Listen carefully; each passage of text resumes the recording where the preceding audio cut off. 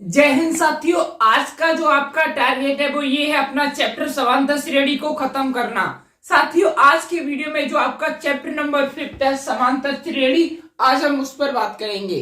पहले दोस्तों मैं आपको एग्जांपल से समझाऊंगा कि आखिर समांतर श्रेणी क्या है। उसके बाद दोस्तों हम इसकी समांतर श्रेणी की परिभाषा की बात करेंगे।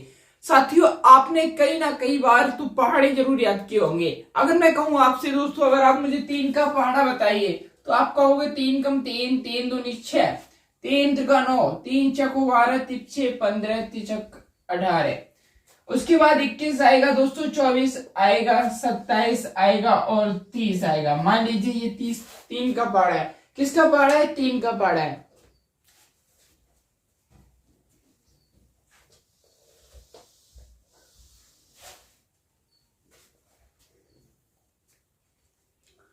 जय हिंद साथियों, स्वागत है आपका हमारे इस चैनल पर।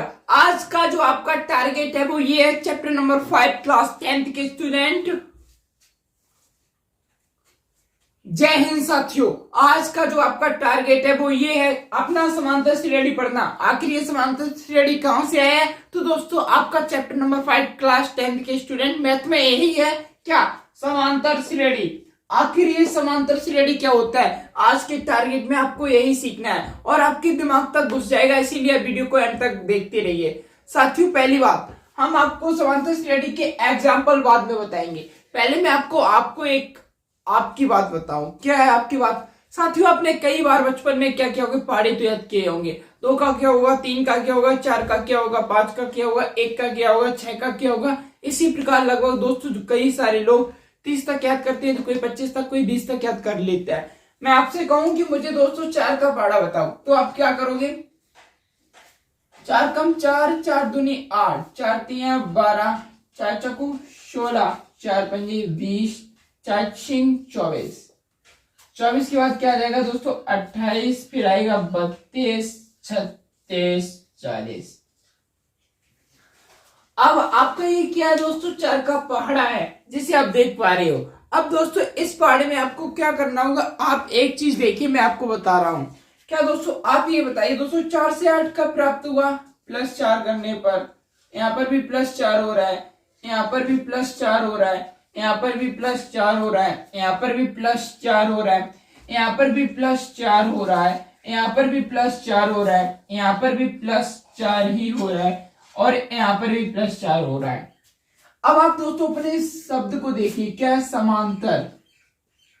समांतर श्रेणी। समांतर का अर्थ होता है दोस्तों समधन अंतर। समधन अंतर या समान अंतर। समधन अंतर मान लीजिए, समित बराबर या समान। सम का अर्थ है यहाँ पे समान, अंतर मतलब दोस्तों जो ये आपकी संख्या निकल के आई 4, श्रेणी मतलब इस पूरे क्रम में। तो दोस्तों आपका एक क्रम हो गया 4, 8, 12, 16, 20, 24, 28, 32, 36, 40। ये आपका क्या एक क्रम है और इस क्रम में आपको एक समान संख्या मिल रही है। समधन अंतर जो की संख्या कितनी है? 4। यानी इन दोनों संख्याओं में 4 4 का जोड़ हो रहा है। क्या हो रहा है? जोड़ हो रहा है। अब दोस्तों इसी को आप कहते हैं समांतर श्रेणी। क्या कहते हैं? समांतर श्रेणी। यानी दोस्तों समांतर श्रेणी वह श्रेणी होती है जिसमें क्या होगा दोस्तों कि आपको जो, अब आपको एक चीज और क्लियर करूं यहाँ पर, वो क्या है देखिए।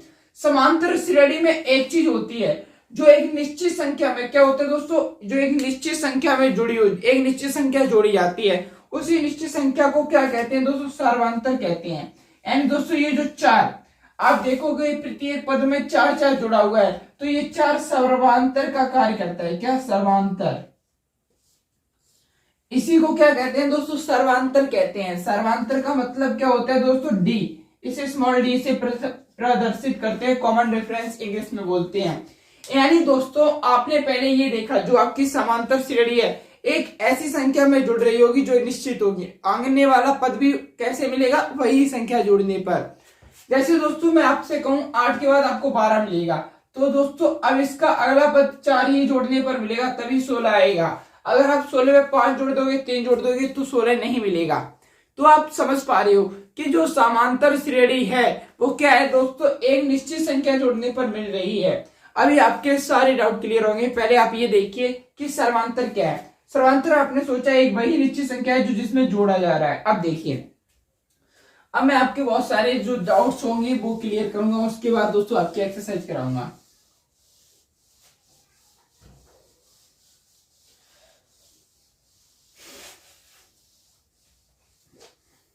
अब दोस्तों एक बात जो है कि आपका जो ये डी होता है, डी मतलब क्या होता है दोस्तों, सर्वांतर। डी क्या होता है, सर्वांतर।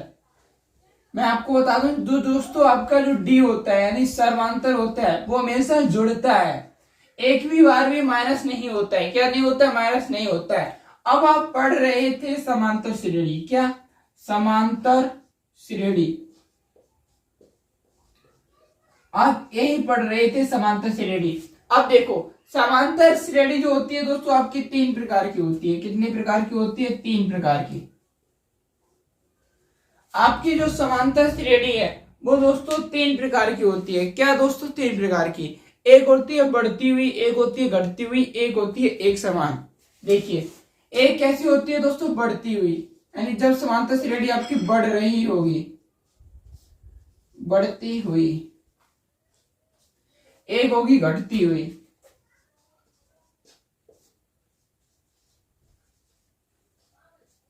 एक होगी एक समान। ये आपकी तीन हो गई। बढ़ती हुई कैसी होगी, जैसे मान लीजिए दोस्तों ये मान लीजिए आपकी बढ़ती हुई, जैसे मान लीजिए 1 3 5 7 9 11। क्या ये समांतर श्रेणी है? हम कैसे पता करेंगे, हम ये देखेंगे हमारा सर्वांतर अगर सब में समान है तो ये क्या होगी, एक समांतर श्रेणी होगी। तो आप दोस्तों तीन में से एक को घटाओगे तो क्या आ जाएगा, आपका सर्वांतर 2 आ जाएगा। अब देखिए एक में प्लस 2 क्या 3 आ रहा है, 3 में प्लस 2 ही कर रहे हैं, 5 में भी प्लस 2 करेंगे, 9 में भी प्लस 2 करेंगे तो हमें यही प्राप्त हो रहा है। तो ये आपकी जो समांतर श्रेणी है वो क्या है, बढ़ रही है। कैसी हो रही है, बढ़ रही है। इसीलिए कौन सी श्रेणी होगी, बढ़ती हुई। घटती हुई क्या हो जाएगी, जैसे मान लीजिए साथियों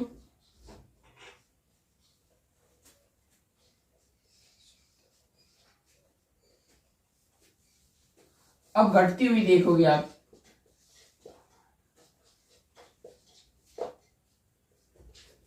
अब देखो ये मैं आपको 10 8 6 4 चलती रहेगी। तो मैं आपसे पूछूं ये कौन सी श्रेणी है, ये घटती हुई है। अब पहले आप इसका डी निकालोगे। डी आपको कैसे निकालते हो, यानी सर्वांतर आपको कैसे प्राप्त होता है। तो दोस्तों सर्वांतर आपको पता है कैसे प्राप्त होता है। आप जैसे मान लीजिए जो पहला पद होता है उसे A1 पद बोलते हैं, ये A2 पद हो जाएगा, ये A3 पद हो जाएगा, ये A4 पद हो जाएगा। आपको दोस्तों सर्वांतर तब प्राप्त होता है जब एक आप आगे वाली संख्या में से पीछे वाली संख्या घटाते हो।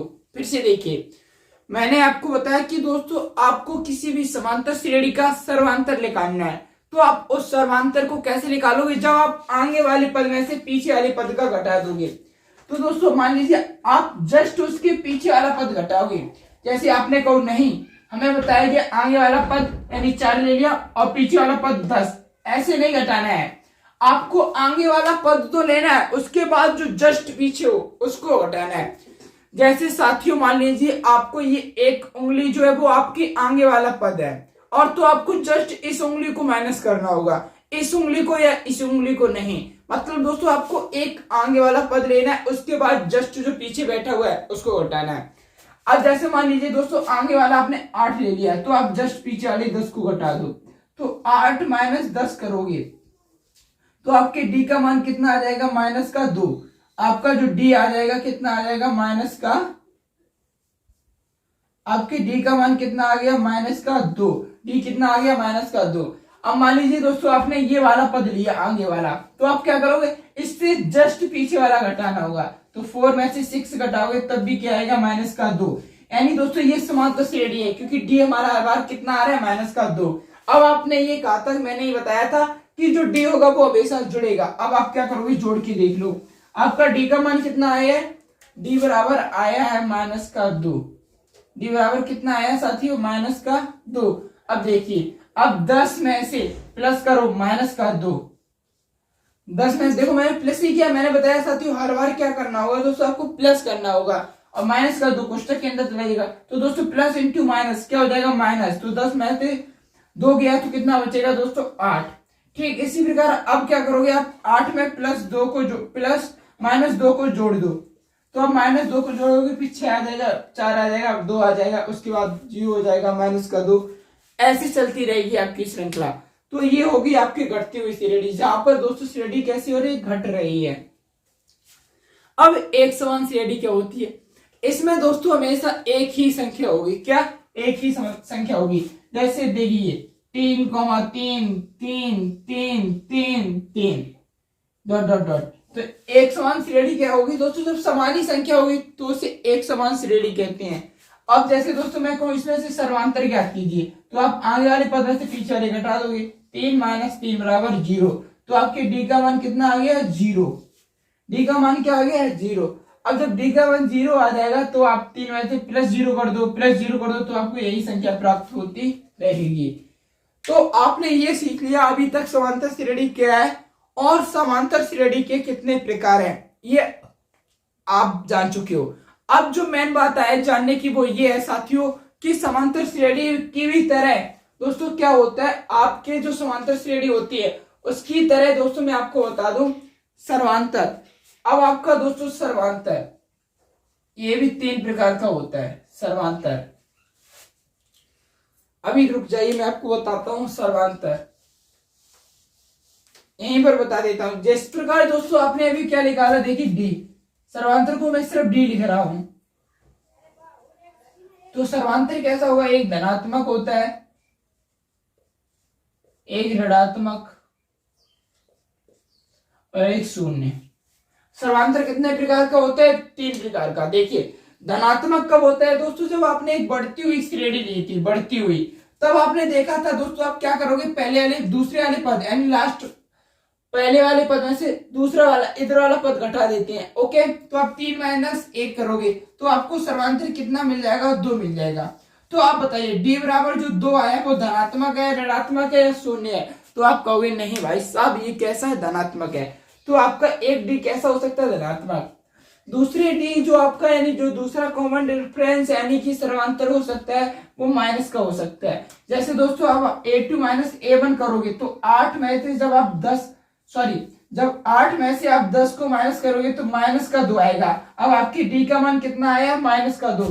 तो एक बार डी आपका कैसा हो गया? ऋणात्मक हो गया। पहले आपके डी का मान कितना आया था? +2, एक बार आया -2। 0 का मतलब ये होता है जब दोस्तों आप एक समान श्रेणी लेते हो, जैसे 3, 3, 3, तब 3 में से 3 घटाया तब आपका जो सर्वांतर आया था वो कैसा आया था? 0 आया था। कैसा आया था? 0 आया था। तो दोस्तों अभी तक आपने ये सीख लिया कि सर्वांतर कितने प्रकार का है और दोस्तों समांतर श्रेणी कितने प्रकार की होती है, सर्वांतर होता है क्या, ये सब कुछ सीख लिया। मैं आपको बता दूं दोस्तों जो श्रेणी जहां से स्टार्ट होती है वो A1 पद होता है। ए कह सकते हो आप A1 यानी उसी को हम प्रथम पद बोलते हैं और प्रथम पद से ही हम दोस्तों समांतर श्रेणी बना सकते हैं और इसे इंग्लिश में अर्थमेटिक प्रोग्रेशन कहते हैं। ये भी आप ध्यान रखना क्योंकि क्वेश्चन में आपको दोस्तों समांतर श्रेणी की जगह एपी लिखाना होगा, एपी दिया गया होगा, इसका मतलब ये एक समांतर श्रेणी है, जिससे आपको कंफ्यूज नहीं होना है। ओके, आई होप आपको ये सब कुछ समझ में आ गया होगा। अब आप अपनी प्रश्नावली को खोलिए।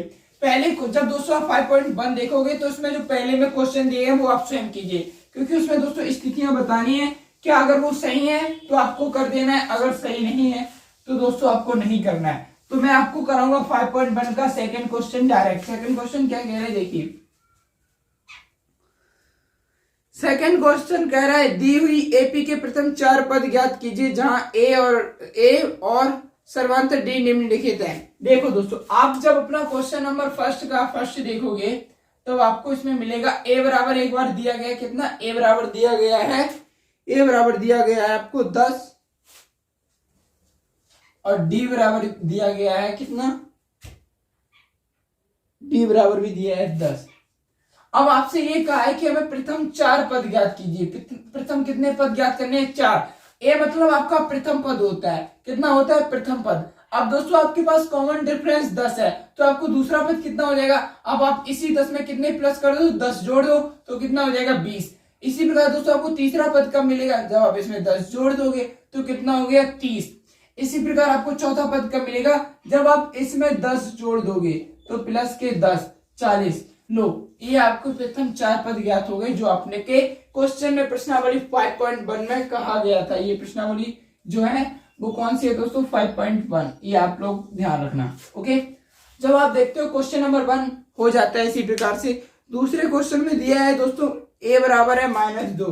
तो पहले आप ये बताइए ये कौन सी प्रकार की समांतर श्रेणी हो गई, ये बढ़ती हुई, क्योंकि मान बढ़ रहे हैं। दूसरे में दिया है दोस्तों a बराबर दिया है -2 और आपका कॉमन रेफरेंस है 0।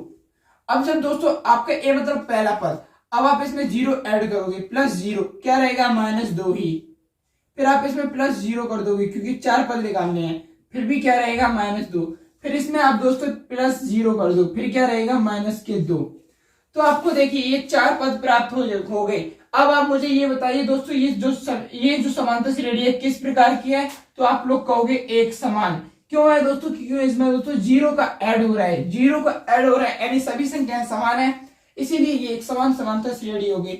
इसी प्रकार दोस्तों आपको तीसरा और चौथा स्वयं ही करना है। अब दोस्तों तीसरे क्वेश्चन में क्या दिया गया, थोड़ा घुमा दिया गया है। निम्नलिखित एपी में मतलब प्रथम 4 पद में समांतर ज्ञात कीजिए। अब आपको सर्वांतर ज्ञात करना है, वो कैसे करोगे देखिए। अब आपके क्वेश्चन नंबर तीसरे का फर्स्ट देखो आप, क्वेश्चन नंबर तीसरे का फर्स्ट वो क्या कह रहा है, वो ये कह रहा है आपको एक दी गई है समांतर श्रेणी 3 1 -1 -3। आपको इसमें डी ज्ञात करना है। मैंने आपको बताया था डी आपको कब मिलता है, जब दोस्तों आप आगे वाली संख्या में से पीछे वाली संख्या घटाते हो। आगे वाली संख्या में से जस्ट उसकी पीछे वाली संख्या घटा दोगे तो आपको डी प्राप्त हो जाएगा। यानी आपने आगे वाली संख्या ये ली, अब इसके जस्ट पीछे वाली घटा दो, तो 1 -3 कर दोगे तो आपको डी कितना मिल जाएगा -2। अब आपके लिए दोस्तों डी कितना आ गया -2। अब इसी प्रकार दोस्तों ये आप चाहे -1 में से 1 घटाओगे तो भी ये कितना आ जाएगा -2 ही आएगा। इसी प्रकार दोस्तों आप -3 में से -1 घटाओगे तो भी -2 आएगा। तो आपने देखा जो आपकी पहले में जो आपको सर्वांतर मिला है वो डी बराबर कितना मिला है -2। आगे वाली संख्या में उसकी जस्ट पीछे वाली संख्या घटानी होती है तो आपको डी मिल जाएगा। इसी प्रकार दोस्तों आपको ये 4th क्वेश्चन भी करने होंगे और दोस्तों ये आपकी प्रश्नावली बस इसी पर आधारित है और समाप्त हो जाएगी। अब आपको मिलेंगे हम प्रश्नावली 5.2 के साथ। तब तक के लिए दोस्तों आपको क्या करना है, इन सब चीजों को रिवाइज अवश्य करना, नहीं तो आप भूल जाओगे। ये समांतर श्रेणी आती है पेपर में, इसीलिए आपको ध्यान रखना होगा। मिलते हैं नेक्स्ट वीडियो में, तब तक के लिए जय हिंद, वंदे मातरम।